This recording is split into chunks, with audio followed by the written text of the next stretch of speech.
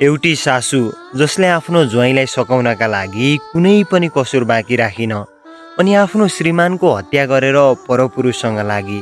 छोरीको घर बनाउनु त कता हो कता, छोरीको घर बिगार्न कसरी सकिन्छ भनेर हात धोएर लागि परी। त्यस्तै दुर्गा आमाले यति बेला कडाभन्दा कडा सजाय पाइसकेकी छे र दुर्गा आमा र उसको नाठो यति बेला जेल परिसकेका छन्। अनि छोटो समयमा चिन्जान भएकी रूपा जसले आफ्नो ज्यान दाउमा राखेर रामलाई साथ दिइन्, जसले रामलाई जोगाउनका लागि अरूले गरेको गल्ती पनि हामीले नै गरेको हौँ भनेर कबुल गरेर यति बेला जेलमा समेत बस्न तयार भएकी छिन् रूपा।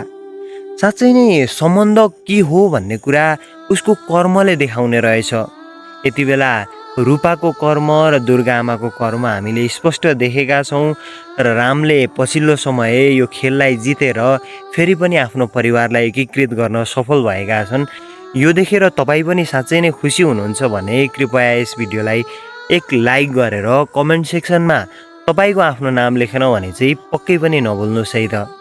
साथीहरू, कानुनको सहारा लिँदा बारम्बार धोका खाएका रामले यति बेला साथी रूपाको सहायता लिएर बिक्की विशाल जस्ता कंशहरूलाई मारिदिएका छन्, एकदमै उचित सजाय दिएका छन्। अनि यता दुर्गा आमाले पनि एकदमै राम्रो सजाय पाएकी छिन्, जसले आफ्नो स्वार्थका लागि एउटा परपुरुषसँग लाग्नका लागि आफ्नो श्रीमानको हत्या गर्नु भनेको कति ठुलोसम्म अपराध होला त हो।